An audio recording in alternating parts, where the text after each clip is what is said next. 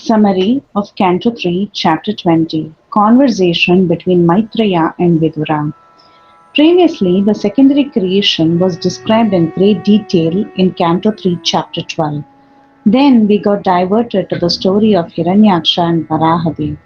So, again, the secondary creation is partially described in this chapter in order to relate to the lineage of Swayambhuva Manu. Shaunaka Rishi had some questions. He asked, after the earth was situated in its orbit, what did Swayambhuva Manu do to show the path of liberation for all the living entities? Vidura was a great devotee. He was a friend of Lord Sri Krishna and he gave up the company of his elder brother, Dhritarashtra. He was also a son of Vyasadeva and he accepted the lotus feet of Sri Krishna. He was very attached to Krishna's devotees and he was so purified. What more did he inquire from Maitreya? There must have been Harikatha which destroys all sin like the Ganges water. So please narrate all about that, which all magnanimous shall relish the rasa and be satiated by hearing the nectarian pastime of the Lord. So Suta Goswami responded, he said, Vidura was very delighted to hear the pastimes of Lord Varaha. Vidura then inquired from Maitreya Rishi. The further inquiries made by Vidura were, he asked Maitreya, O holy sage, you know the matters inconceivable to us. What did Brahma do to create the living beings after evolving the Prajapatis?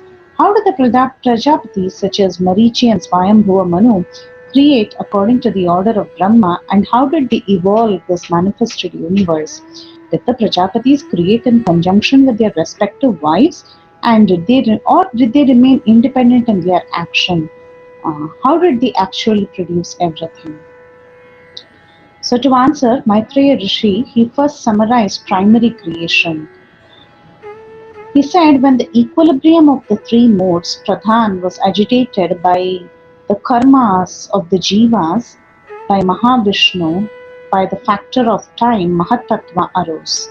Mahatattva gave rise to Ahankara, the five gross elements, the five tanmatras, the five action senses, the five knowledge senses, and their controlling devatas. These elements, which were unable to produce the creation separately, combined with the help of the Lord's cohesive energy and produced a shining egg.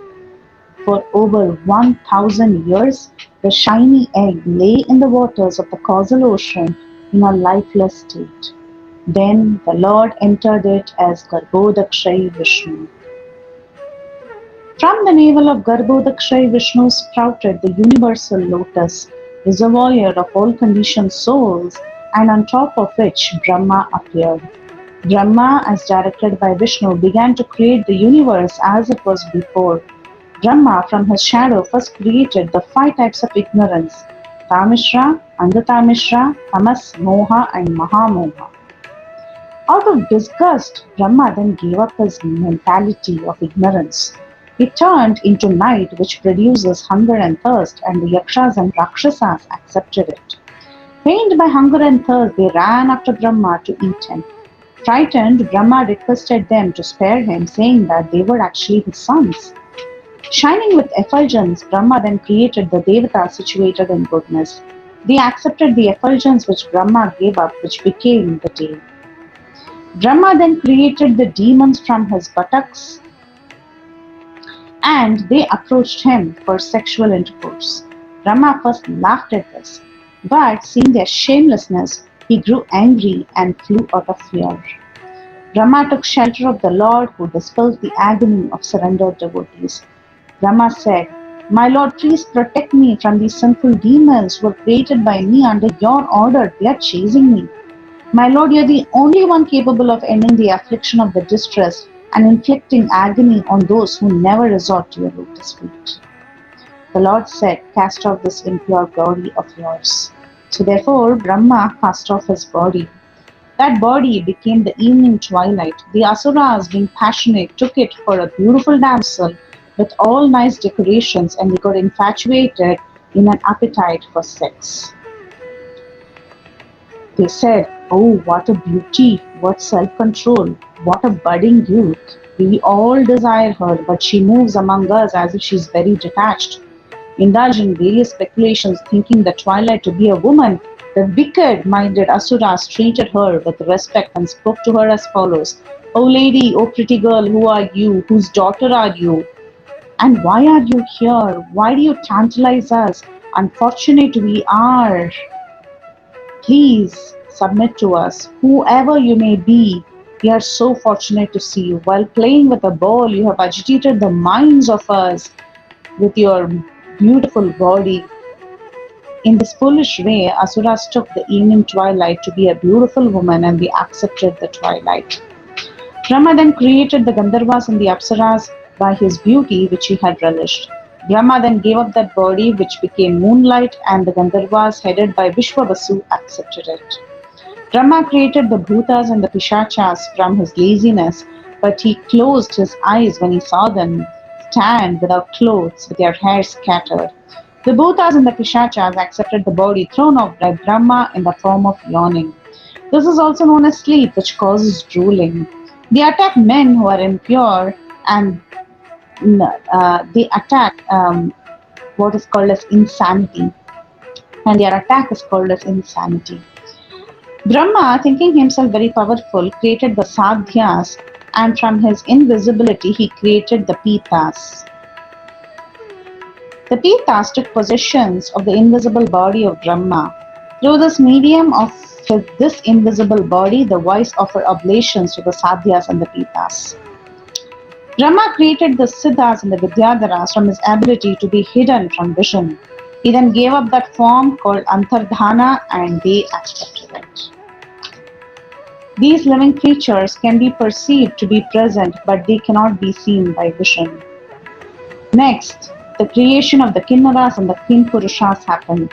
Brahma beheld his own reflection by admiring himself. He created the Kinnaras and the Kinpurushas out of that reflection. They accepted the body of reflection cast off by Brahma. That is why they sing his praises in the dawn. Not satisfied with the pace of progress of creation, Brahma lay down in a sullen mood and he gave up that body. From that body and its hairs arose the snakes, serpents, and many-hooded Nagas. Brahma, thinking himself successful, created from his mind the Manus. Brahma gave to Manu his own human form. On seeing the Manus, those who had been created earlier, the demigods and Gandharvas, etc., applauded Brahma. They prayed, "We are so glad. Since ritualistic acts have now been established soundly in this human form, we shall all share the sacrificial oblations." Brahma evolved the great sages as his beloved sons by equipping himself with tapas, vidya, yoga, samadhi, and so on. To each one of these sons, Brahma gave a part of his own body which was characterized by deep meditation, mental concentration, supernatural power, austerity, adoration, and renunciation. Sometimes the events of the secondary creation are in sequence and sometimes some elements are omitted or they are put in different order. The actual sequence of creation by Brahma as given by Acharyas is: first the animals with 5 joints were created, then the trees and plants, then snakes, then cows and buffaloes, then the Yakshas, Rakshasas, Kinnaras and Kimpurushas, followed by the Kumaras, then the Manus, and then finally the humans. Hare Krishna. So this ends the summary of Canto 3, Chapter 20, Conversation between Maitreya and Vidura. Hare Krishna.